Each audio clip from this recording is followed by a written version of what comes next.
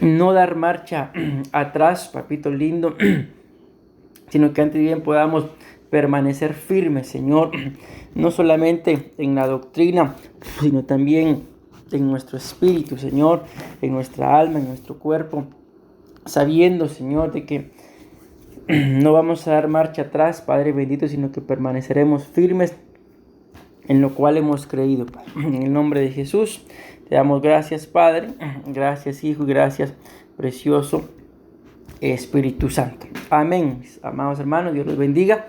Pues como ustedes saben, ¿verdad? Hemos terminado la primera etapa, mis amados hermanos. Hemos dividido esta etapa en 5 partes, ya terminamos la primera.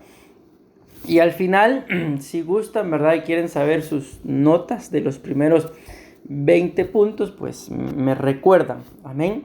El día de hoy empezamos una segunda etapa que va a constar de otros 5 temas, en medio de los cuales, pues conforme los vayamos desarrollando cada vez, mis amados hermanos, no es que vaya a ser un poquito más complicado, ¿verdad? Porque al final todo sigue siendo doctrina, pero sí va a ser importante que ustedes y yo prestemos un poquito más de atención, que le dediquemos el tiempo debido a estudiar y que pues el Espíritu Santo les dé testimonio a cada uno de ustedes de que el fin, mis amados hermanos, de hacer exámenes, ¿verdad?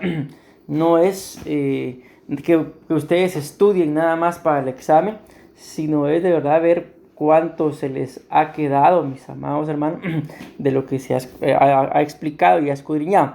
El día de hoy vamos a empezar a hablar acerca de la iglesia, dentro de lo cual solo hablar de la iglesia nos va a llevar por lo menos unos 4 temas. Número 1, que es el que vamos a ver el día de hoy, es la iglesia como pueblo de Dios. La siguiente semana, si Dios nos lo permite, la iglesia como cuerpo de Cristo. Amén. Número 3, la iglesia como templo del Espíritu Santo. Pues ahí vemos ya la diferencia, ¿verdad? Pueblo de Dios, ahí está el Padre. Cuerpo de Cristo, ahí está el Hijo. Templo del Espíritu Santo, ahí está el Espíritu.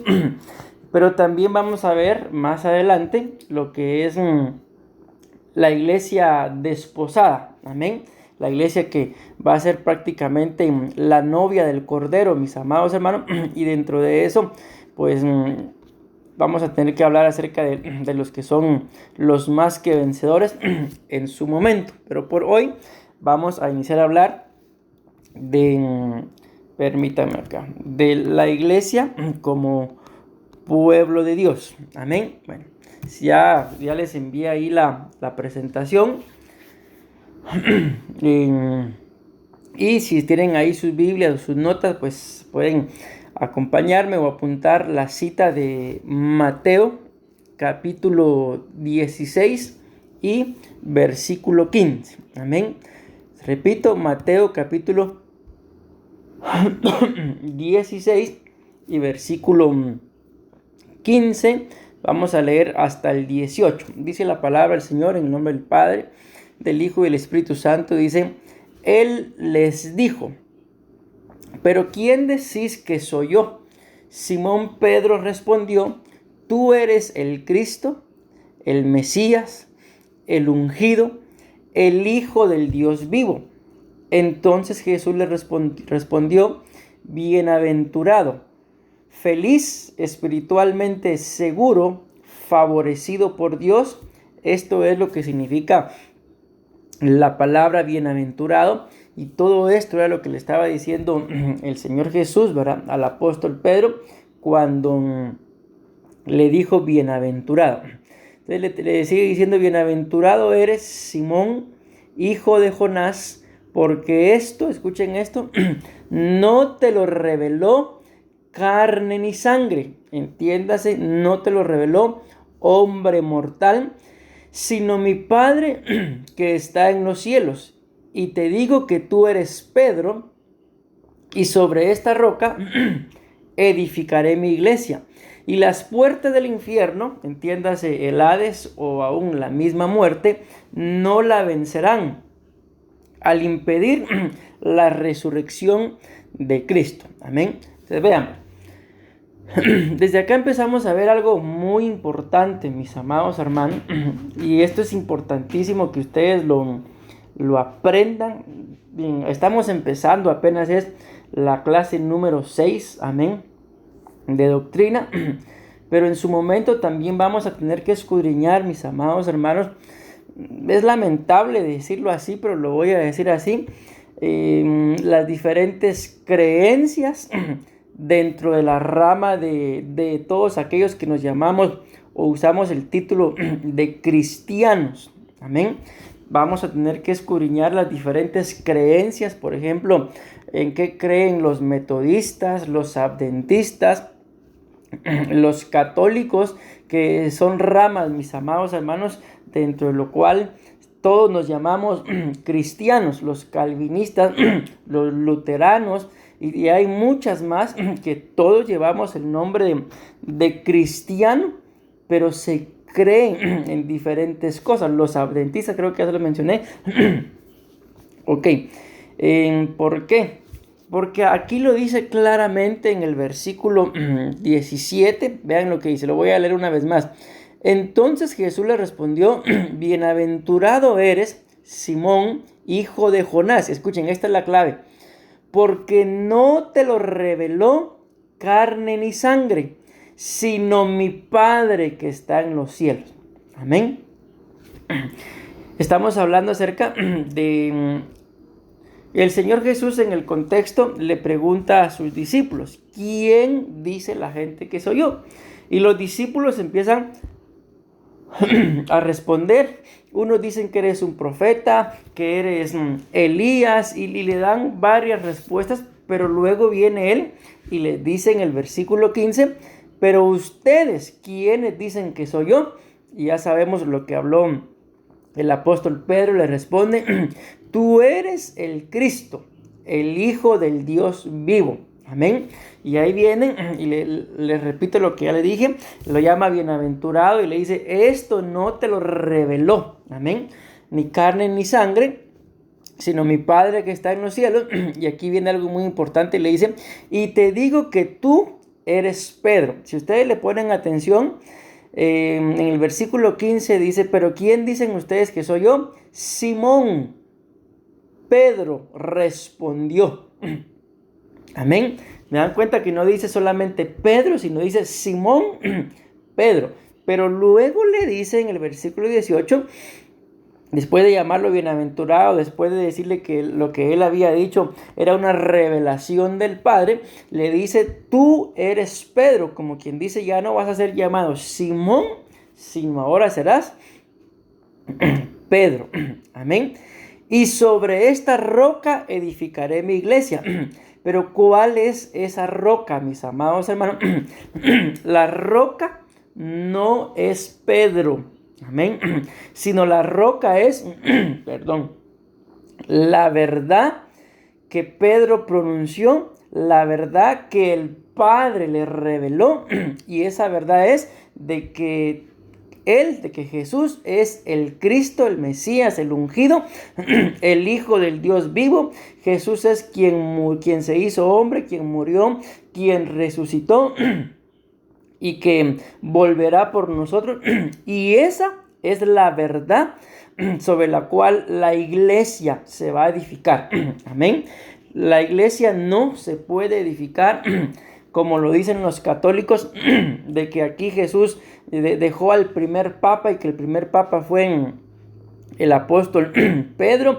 Y esto es incoherente, incongruente, como por donde lo queramos ver, porque la iglesia católica apareció, mis amados hermanos, hasta como el año 300, en el siglo III, y aquí estamos básicamente hablando aproximadamente del año 0 al año 30, al año 33, ni siquiera había pasado un siglo. O sea, la iglesia católica ahí ni existía, ni se sabía de ningún papa ni nada, sino fue aproximadamente hasta el año 300 después de Cristo de que aparece la Iglesia Católica, de que aparece el primer papa. Entonces ahí, solo desde ahí, en la historia, ni siquiera bíblicamente, sino solo en la historia nos damos cuenta de que el apóstol Pedro no pudo ser el primer papa porque la iglesia no se iba a edificar sobre un hombre llamado Pedro, sino sobre una verdad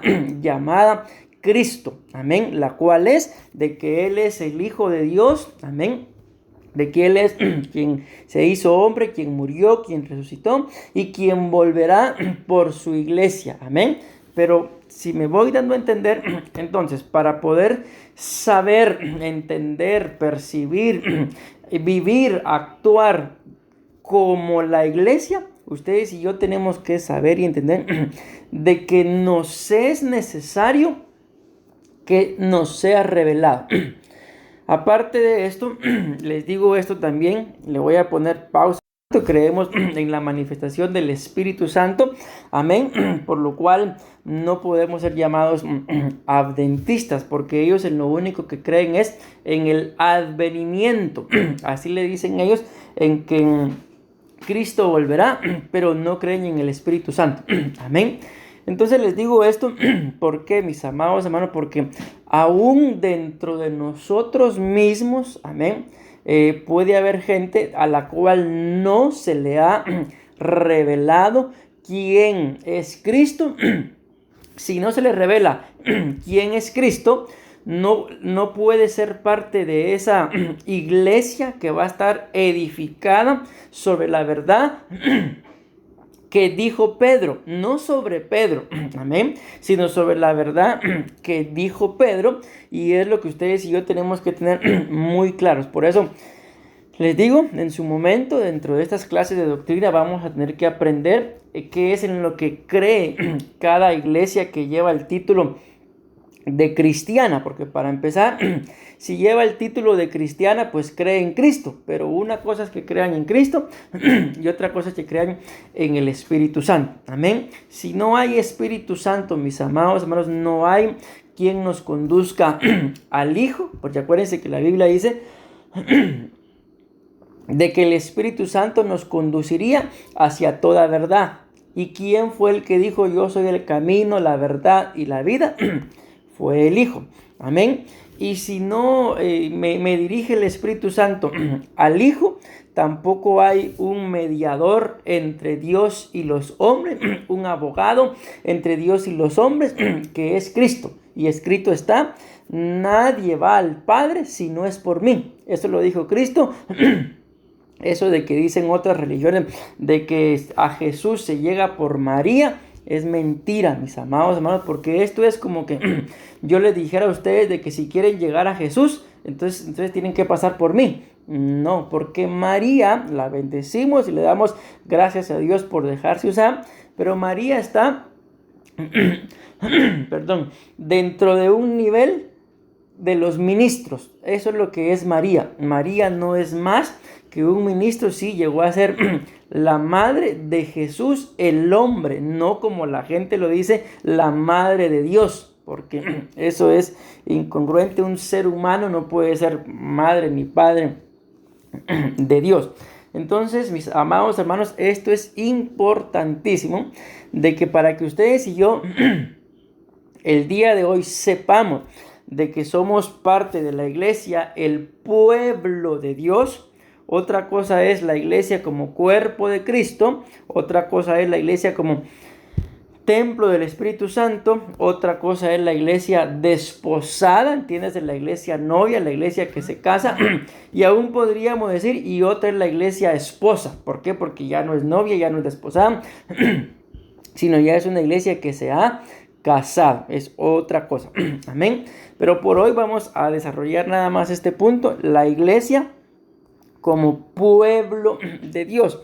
Pero para poder entender todo esto, repito, es importante de que ustedes y yo sepamos de que para poder pertenecer a la iglesia, pueblo de Dios, que es lo que estamos viendo en este momento, a mí se me tiene que ser revelado. Se me tiene que ser revelado, mis amados hermanos, tengo que llegar a un entendimiento, y cuando pues se me revela, ya no podemos seguir siendo las mismas personas. Yo les hago una preguntita.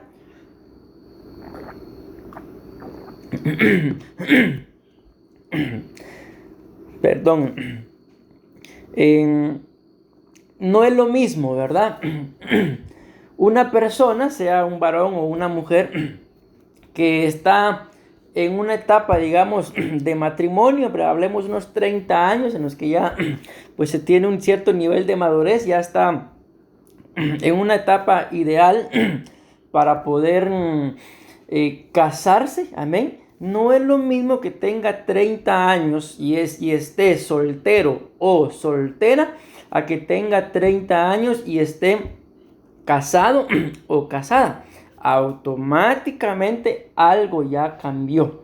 O les pregunto, pero respóndanme rápido, por favor, mis amadas hermanas, porque casi solo mujeres hay acá que están casadas. Cuando se casaron, ¿la vida de soltera les siguió igual o les cambió la vida?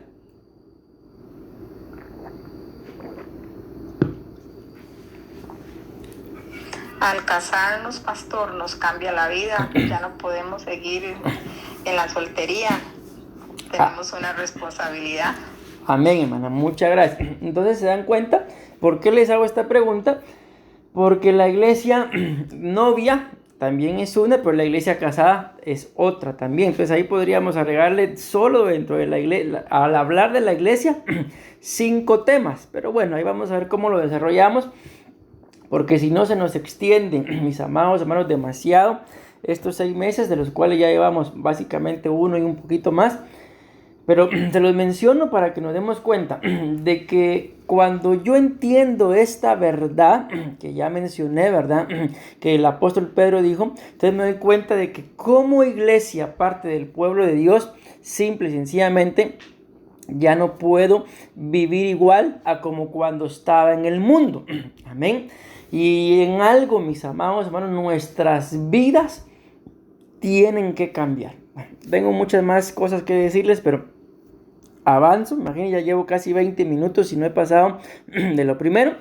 Pero yo deseo con todo mi corazón, y casi que se los digo de una vez, esto tiene que ser pregunta de examen, mis amados hermanos.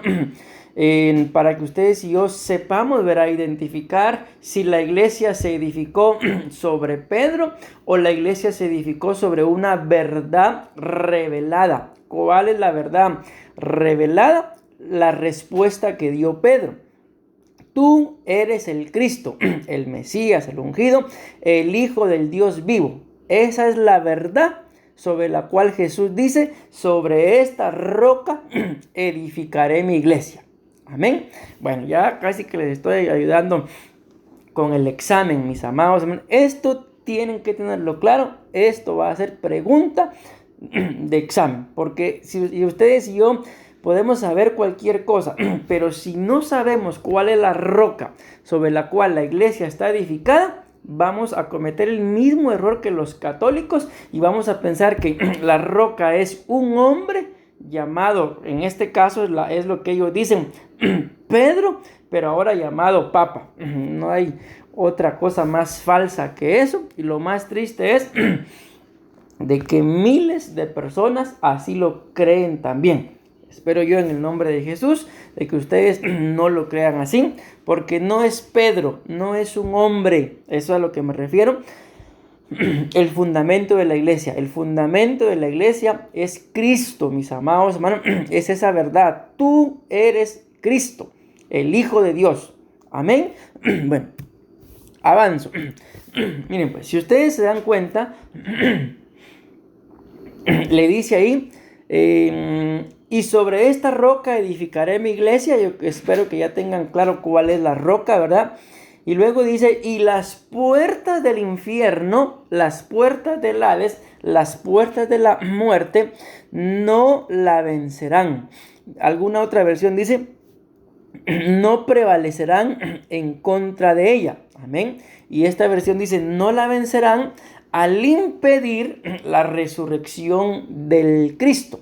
Porque recordemos, mis amados hermanos, que en el libro de Efesios capítulo 4, ahí la Biblia nos habla acerca de y eso es algo muy importante también, y lamentablemente les digo, fue una pregunta que la mayoría la tuvieron mala, mis amados hermanos, en relación a quién constituyó los 5 ministerios. Fue el Hijo. Amén. Pero ahí en Efesios capítulo 4, versículo 11, ahí dice que Él fue el que constituyó a los 5 ministerios, mis amados hermanos. Pero antes de eso está hablando de que Él ascendió, ascendió, pero dice ahí en el contexto del capítulo 4, ¿y quién pues es este que ascendió, sino el que también descendió? Pero en ese descenso, la Biblia muestra que descendió al Seol, a las profundidades, y luego dice, y se llevó cautiva consigo la cautividad. ¿Por qué descendió? Porque descendió, mis amados hermanos, a varias cosas.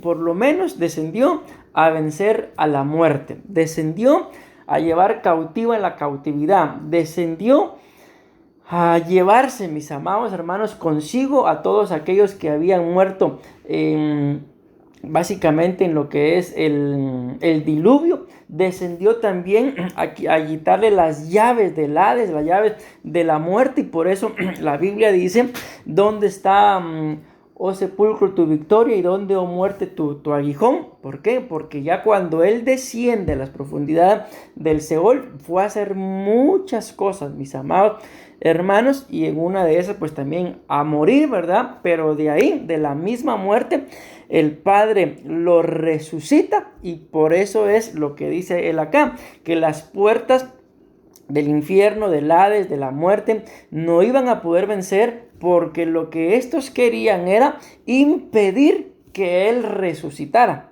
Pero ustedes y yo sabemos que Él al tercer día resucitó, y ahí venció a la muerte. Pero ahora, ¿qué es lo que las puertas del infierno quieren hacer?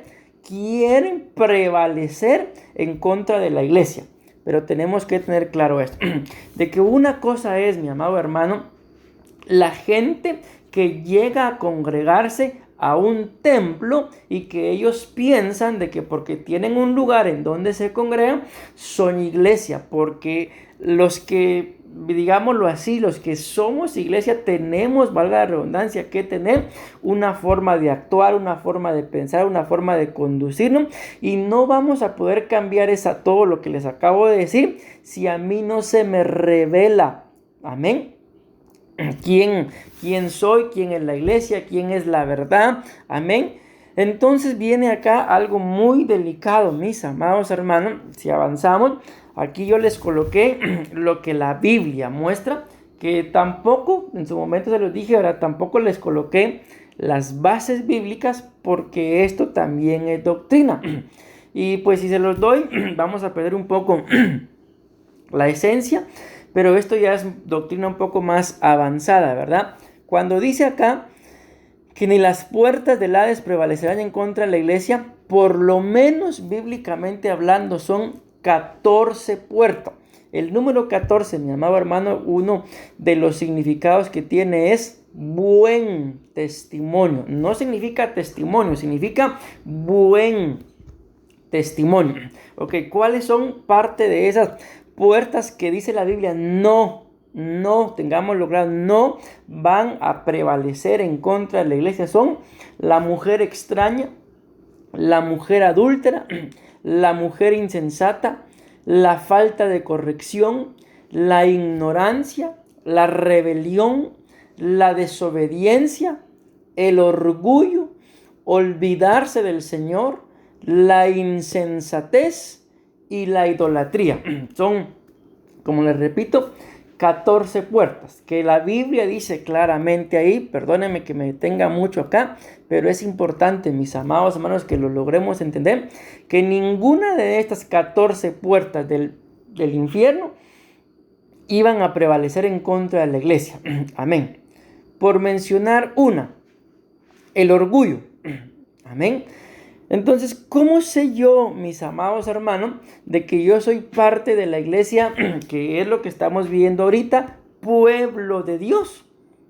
y que las puertas del infierno no prevalecen en contra mí. Bueno, la clave está en escudriñar, mis amados hermanos, qué tan orgullosos somos. Y solo ahí, en esa palabrita, tendríamos que escudriñarnos, mis amados hermanos, para ver, repito, qué tan orgullosos somos, o todo lo contrario, qué tan humildes somos. Y pues así nos ponemos a desarrollar cada una de ellas. Estoy convencido de que en más de alguna probablemente tengamos más de algo de estas 14 puertas que ya les leí que pueda estorbarnos. Y si resulta que algo de lo que escribí acá, de las 14 puertas que la Biblia dice que son puertas al infierno, me estorba, entonces corro el riesgo de que a mí no se me haya sido revelado la verdad sobre la cual la iglesia está fundamentada, que Cristo es el Hijo de Dios y todo lo que ya mencioné, y tampoco la verdad acerca de que yo soy parte, más que decir miembro, parte de la iglesia, pueblo de Dios. Amén. Bueno, vamos a dejarlo ahí. Entonces lo importante es escudriñarnos, mis amados hermanos, a nosotros mismos. Y como les digo, yo nada más estoy mencionando el orgullo, pero la mayoría, lamentablemente, de nosotros, no sé si decir cristianos o mejor decir seres humanos, pero lamentablemente somos muy orgullosos, mis amados hermanos. Y si el orgullo me está venciendo, está prevaleciendo en contra mía, entonces, ¿qué está pasando? Si la Biblia dice que estas puertas no van a prevalecer, no van a vencer a la iglesia, no van a impedir que Cristo se manifieste en mi vida, pero si esto a mí me está ganando ventaja, entonces tengo que ponerme aquí a pensar, ¿será que no se me ha sido revelado? ¿Será que sí se me reveló, pero no he entendido la revelación? Bueno, o muchas cosas más, pero mejor avanzo. Ok, seguimos. Ahora acompáñenme a Hechos,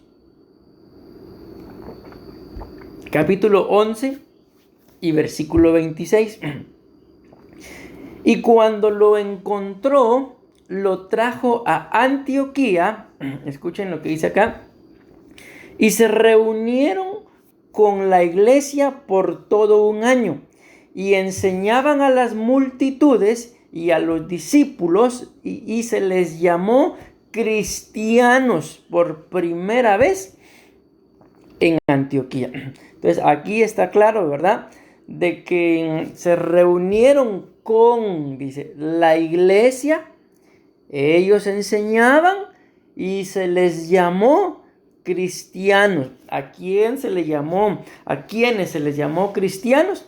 A la iglesia. Pero se dan cuenta aquí las características de que tiene acá. Dice, y se reunieron con la iglesia por todo un año.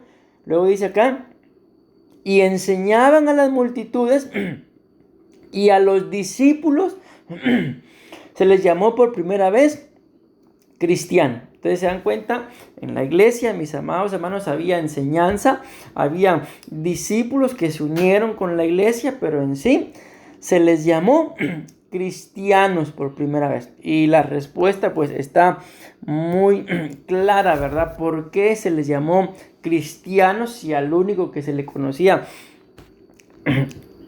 como Cristo, ¿verdad? Era al ungido, al Señor?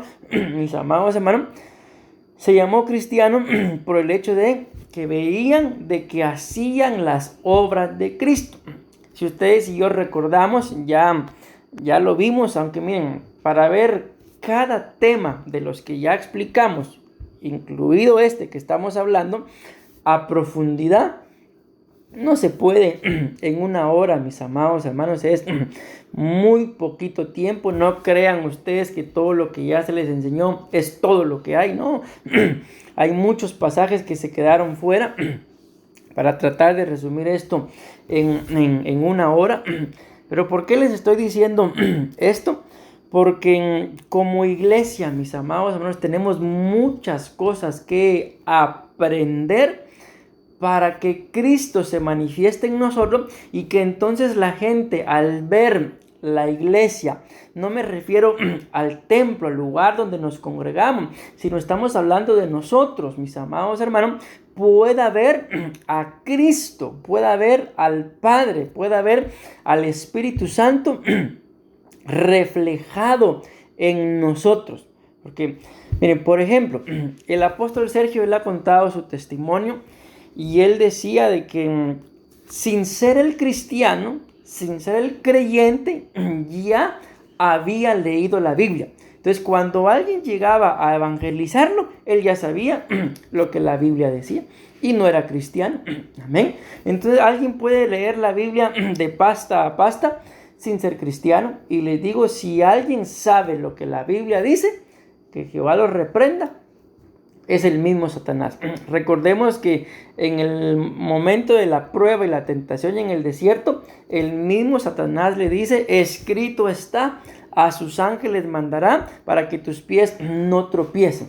Lo que se le olvidó decirle es que en ese mismo salmo también está escrito que sobre el áspid y el cachorro de león los iba a pisotear. Y eso es él mismo. Pues Satanás por eso no se lo dijo, porque tonto no es. Agarra la escritura a su conveniencia, amén. Pero de que sabe la escritura, la sabe, amén. Entonces es importante de que a nosotros, en cada uno de nosotros, mis amados hermanos, se pueda manifestar Cristo y que no se nos diga cristianos solo porque tenemos un título, un logotipo en la iglesia en la que nos congregamos, sino que se nos llame cristianos porque en más de algo actuamos como actúa Cristo. Amén. Bueno, vamos a avanzar. Si ustedes pues tienen su presentación, o si no, pues ya lo verán. Aquí vienen algunos significados de la palabra iglesia. Miren qué curiosos, mis amados hermanos, que vamos a empezar por el primero. Uno de los significados de la palabra iglesia es llamar fuera de. Entonces el nombre de iglesia no se nos da solo porque tenemos un lugar en donde congregarnos, sino el fin del Señor, mis amados hermanos, del plan de Dios y todo, ¿verdad? Al venir, porque la Biblia sí dice que uno de los motivos o propósitos o razones por las cuales Dios se hizo hombre, hablamos del Hijo, ¿verdad? Fue que Él, dice la Biblia, vino a prepararse una iglesia. Ahí volvemos a lo que hemos dicho en más de alguna oportunidad. Él no vino a esta tierra a cimentar una religión llamada la religión cristiana evangélica. No, Él vino, mis amados hermanos, a preparar una iglesia. Que le digo, lo logró, por eso tomó 12 y cuando empezó la persecución, con aquellos 12 que salieron huyendo, el evangelio, el cristianismo fue propagándose. Imagínense dónde vivimos nosotros en Centroamérica y desde allá, mis amados hermanos, donde vivió el Señor Jesús en Israel, se propagó el evangelio. Entonces el fin de la iglesia es hacer un llamado fuera de. No dice exactamente fuera de qué, un llamado fuera de qué, pero podemos ustedes y yo pensar, reflexionar en lo que la Biblia dice. Por ejemplo, un llamado fuera de. Me refiero ahorita al mundo como sistema. Me llamaron para que saliera, para sacarme fuera del mundo. Un llamado fuera de el planeta Tierra para salir a vivir a los cielos, mis amados hermanos. Un llamado fuera de todo lo que ya mencionamos con las 14 puertas del Hades. Me llamaron a vivir fuera de. Entonces, cuando yo entiendo, y cada uno de nosotros entendemos de que somos parte de esa iglesia, pueblo de Dios, entonces llega un entendimiento de que ya no podemos, mis amados hermanos, ser partícipes de las mismas cosas que hace el mundo, ¿no? Sino a mí me llamaron, si yo soy iglesia, me llamaron a estar fuera de, amén, a no participar de las mismas cosas. Y miren, esto es sorprendente lo que les voy a decir, porque Jesús dijo: mi paz os dejo, mi paz os doy, amén, pero no la doy como el mundo la da. Pero luego cuando Él viene, él mismo dice: porque yo no vine a traer paz, sino yo vine. Miren, una cosa es que Él deje la paz, otra cosa es que Él nos dé su paz, y otra cosa es que Él traiga paz. Amén. Y Él dice: yo no vine a traer paz, sino yo vine a poner, vamos a parafrasear un poquito, porque básicamente habla de relaciones. Dice: vine a poner al hijo en contra del padre, a la madre en contra de la hija, a la suegra en contra de la nuera, y así. Él habla de relaciones. ¿Por qué?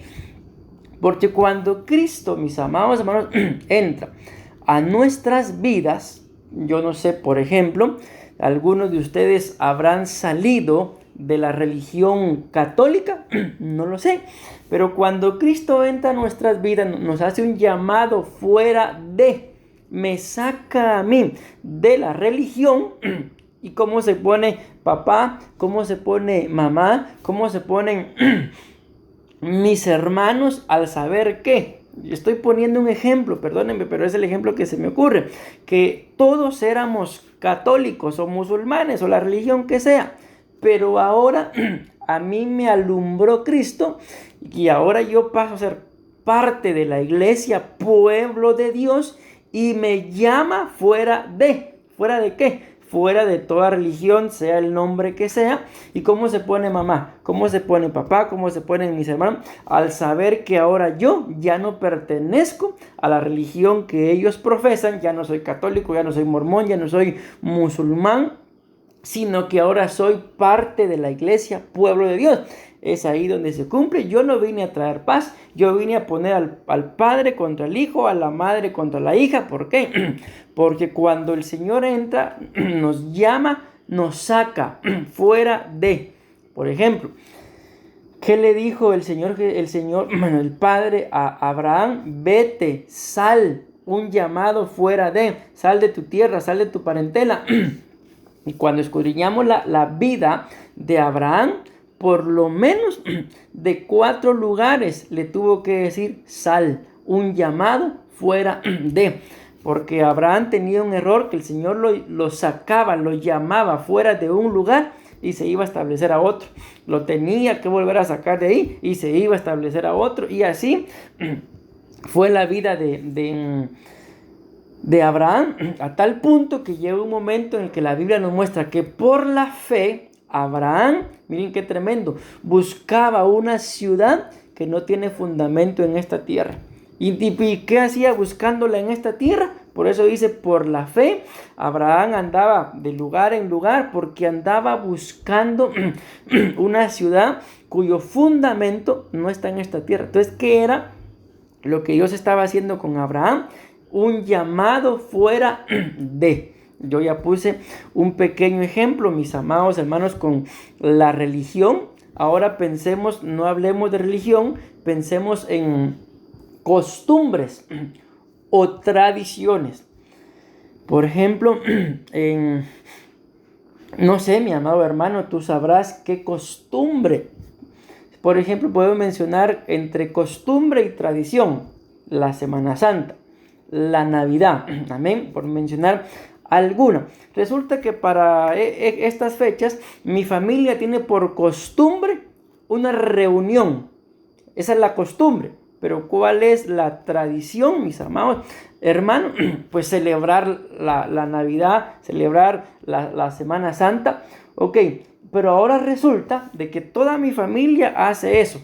Pero a mí el Señor ya me llamó fuera de.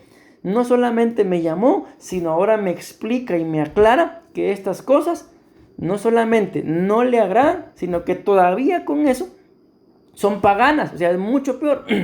Y ahora el Señor me llama a mí y me saca de eso. ¿Qué hago? ¿Qué qué va a pasar cuando me estén llamando para una reunión de estas? Y por ejemplo, ustedes saben que tenemos la proclama. ¿Qué hacemos? Bueno, me reúno con mi familia por la tradición, por la costumbre, y por costumbre me reúno, pero por tradición celebramos la Navidad, o voy a la proclama. Es ahí en donde empieza el conflicto, sí, que ahora pues, cristiano, pandereta, aquí, no es que seamos ni cristianos, ni pandereta, ni aleluyas, es que ahora entendemos de que somos parte de la iglesia, no la iglesia en Monte de Sión, allá abajito, no, sino la iglesia pueblo de Dios. Y como pueblo de Dios, cuando el Señor le empieza a dar instrucciones al pueblo de Israel, una de las primeras instrucciones que Él le da es: cuando llegues a la tierra a la cual yo te voy a dar por herencia, cuídale, dice, de no participar de las costumbres de ellos.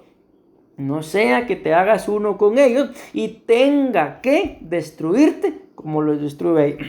Cuando entendemos, mis amados hermanos, por qué el Señor, el Padre, Dios, decide entregarle a los israelitas la tierra de Canaán, no es porque los israelitas hubieran sido mejores que los cananeos, amén, sino es que, mis amados hermanos, dentro de todo lo peor, los menos peores, por así decirlo, eran los israelitas, porque ya en Canaán había paganismo, habían manifestaciones directas en contra del mismo Dios, y los israelitas eran esclavos nada más, pero tampoco adoraban a Dios.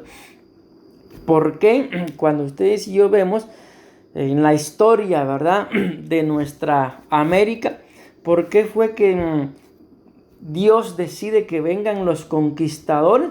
No fue, mis amados hermanos, porque los españoles y todos los que vinieron a conquistar fueran mejores, sino porque lo que se movía en esta parte del continente, aquí en América, eran sacrificios.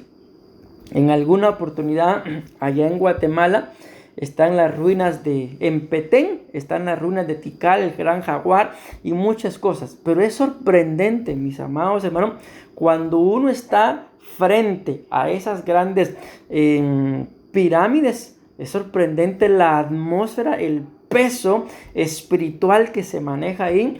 Nos llevaron a un lugar que es como un campo, como una cancha de fútbol abierta, como un estadio, digámoslo así.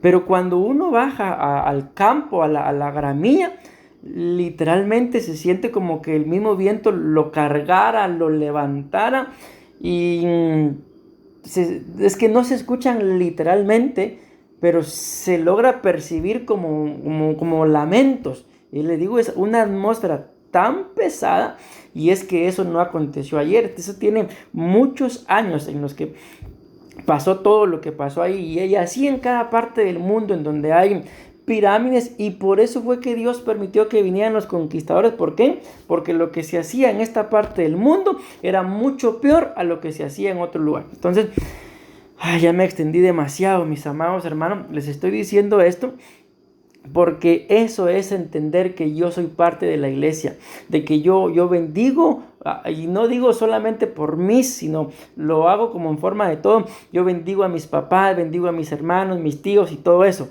Pero además la Biblia lo dice, tengo que ser rescatado, pero también tengo que despojarme de la vana manera de vivir heredada. Entonces, cuando yo entiendo por mis padres, cuando entiendo que soy iglesia, simple y sencillamente mi vida tiene que cambiar, mis amados hermanos, y ya no puedo ser partícipe de todo lo que hacía antes, porque la iglesia, pueblo de Dios, es llamada fuera de.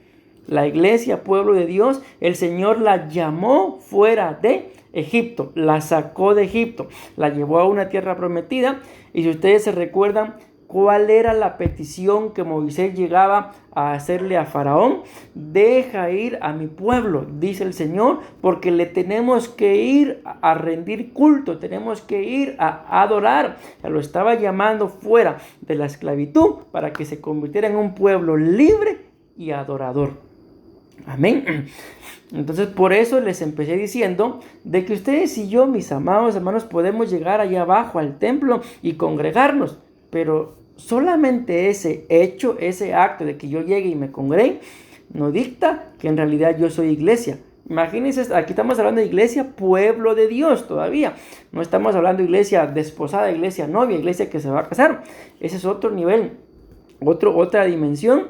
Pero para poder ir entendiendo si yo soy iglesia, pueblo de Dios, lo primero que tengo que empezar a ver es, ya salí de, ya el Señor me llamó fuera de, ya cada uno de nosotros sabremos, mis amados hermanos.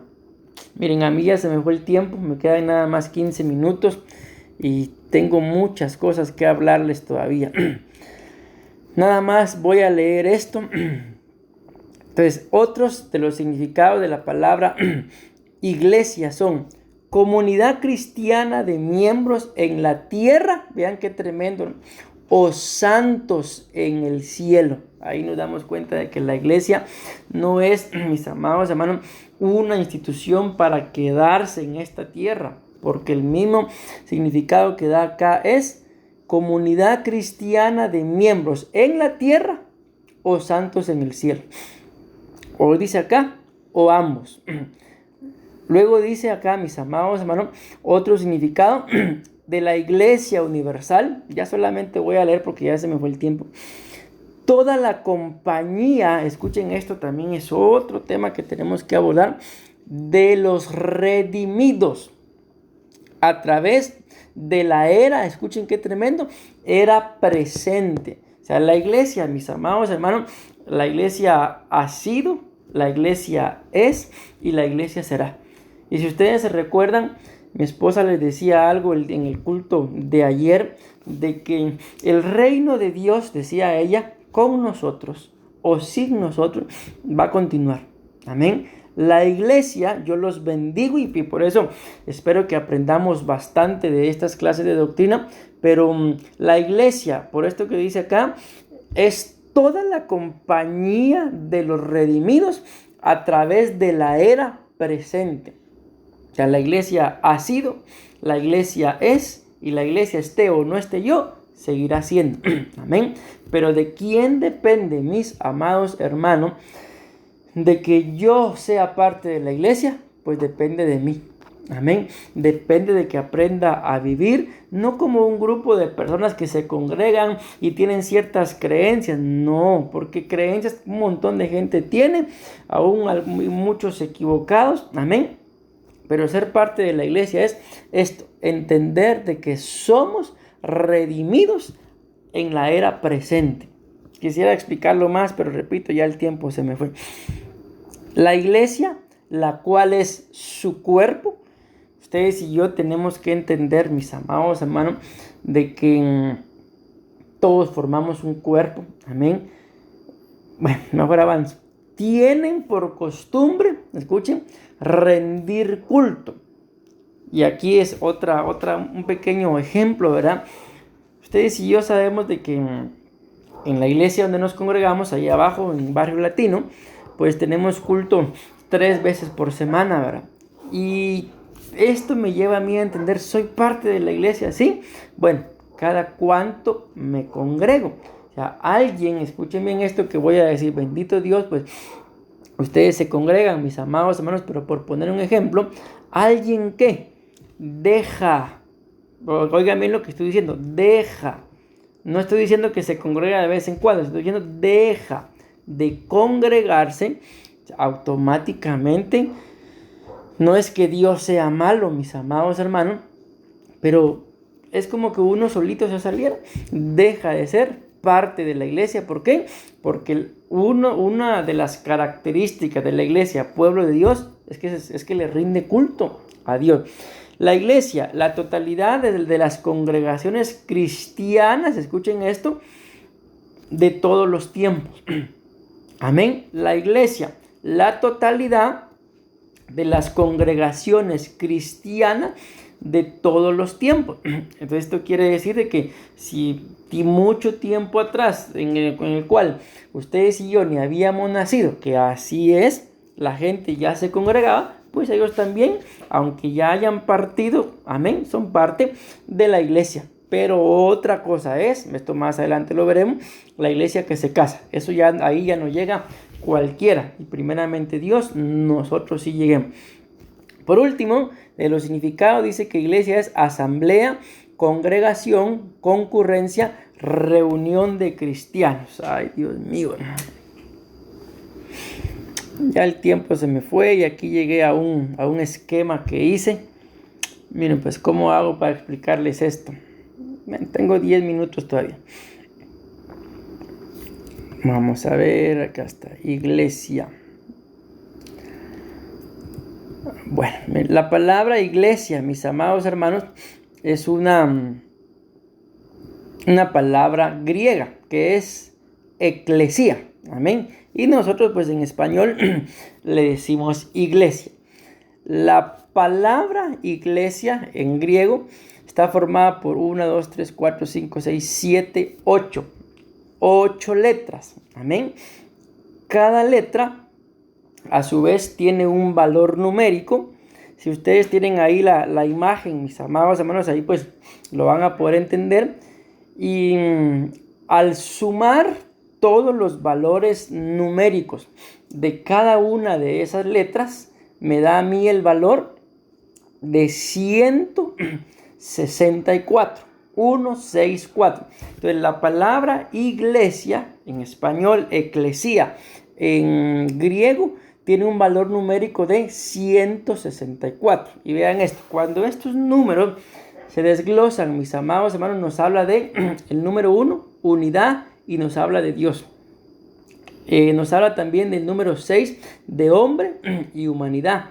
El número 4 nos habla de equilibrio y adoración. Amén.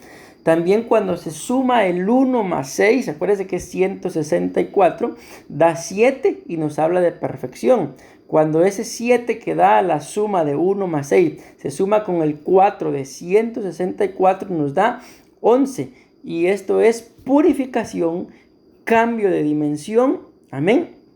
Y esto es, mis amados hermanos, básicamente el fin de la iglesia. El fin de la iglesia es que ustedes y yo lleguemos a ser uno con Dios.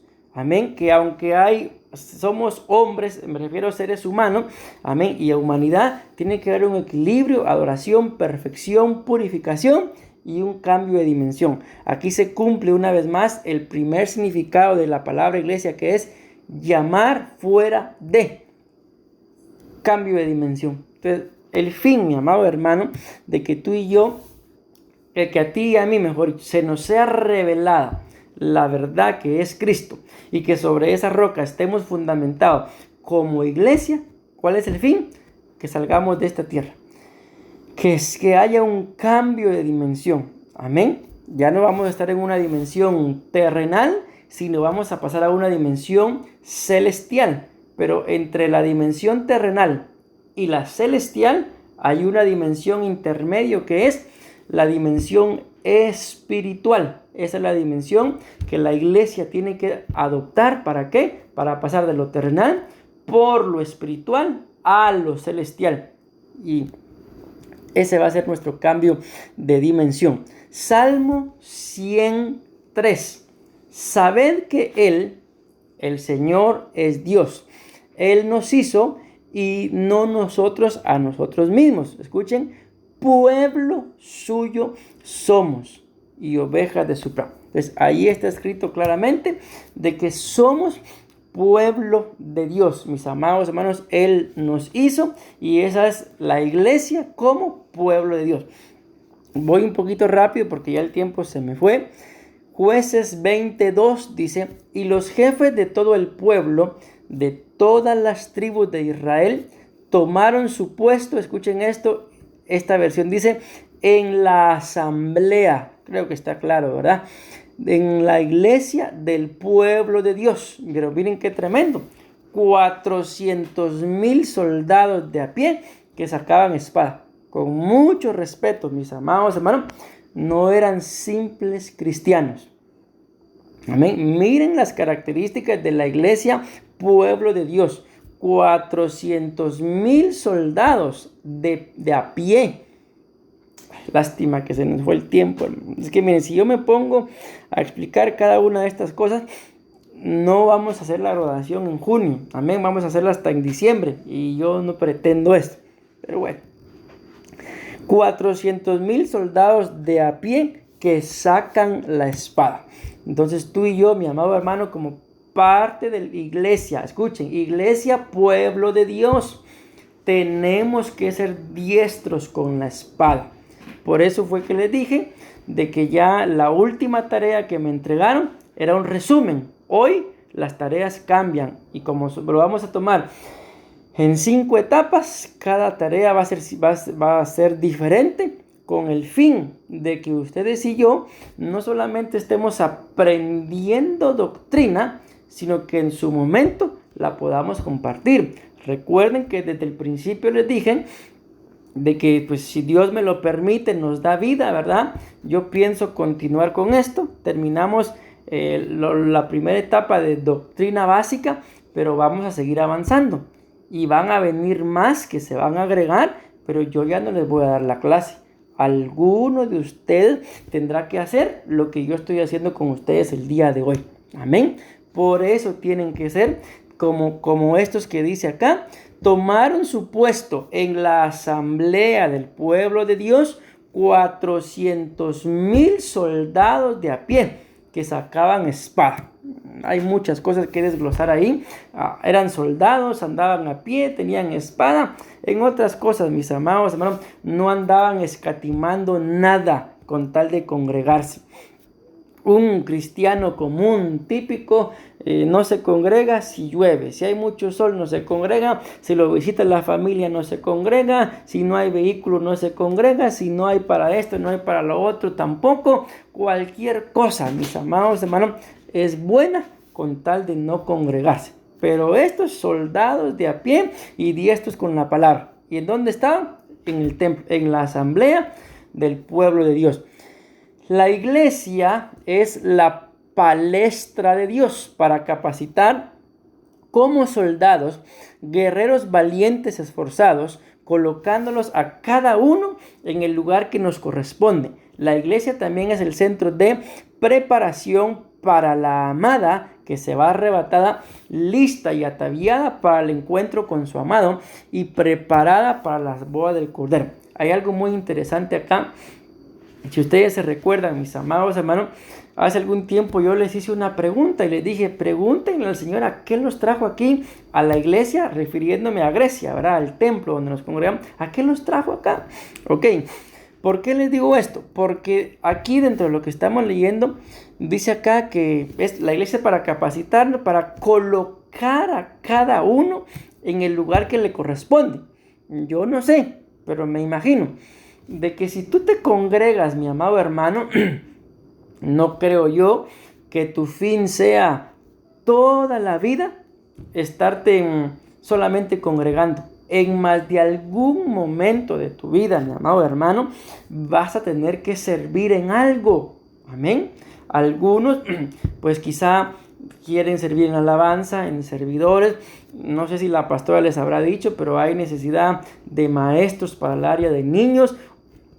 Y muchas cosas más, mis amados hermanos, en lo cual ustedes tienen que desarrollarse. Amén. Para esto es la iglesia, para colocar a cada uno en el lugar que le corresponde. Amén. Sigo. Segunda de Samuel 14:13. Y la mujer dijo, ¿por qué pues has pensado tal cosa contra el pueblo de Dios? Porque al decir esta palabra, el rey se hace como uno que es culpable, ya que el rey no hace volver a su desterrado. Amén. Aquí está hablando como de un cuento que le mandaron al rey David, mis amados hermanos, pero al final él se dio cuenta. Pero miren lo que dice acá. ¿Por qué pues has pensado tal cosa contra el pueblo de Dios? Amén.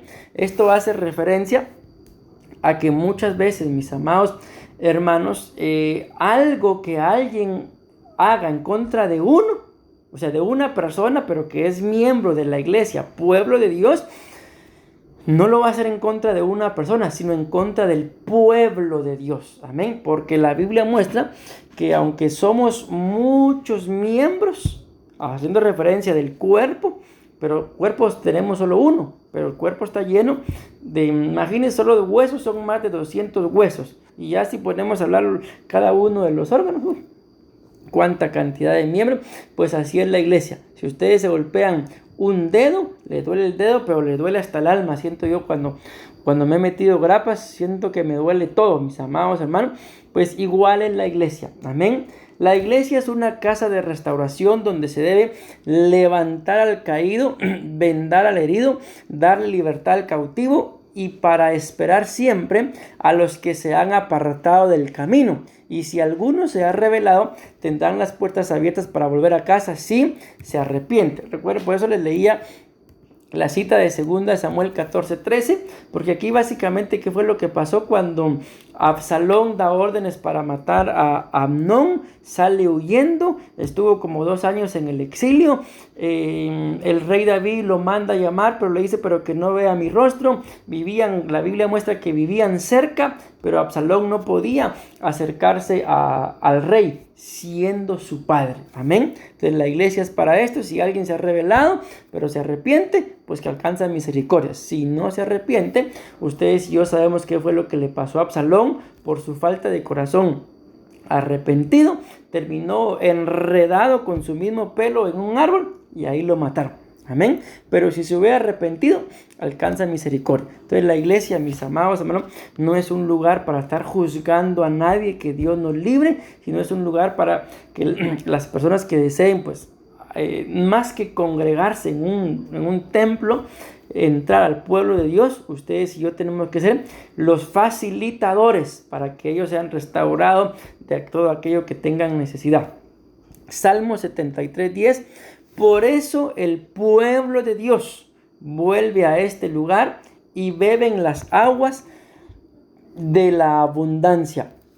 La iglesia del Señor es como un pozo a donde el que tiene sed y deseo de limpiarse vuelve todas y cada una de las veces que así lo desee o necesite. ¿Cómo sé que yo soy parte de la iglesia, pueblo de Dios? Porque si tengo sed o necesidad de limpiarme, vuelvo. O sea, no es, mis amados hermanos, de congregarse una vez al mes o si acaso si puedo. No, sino esto es constante, todos los días. Amén.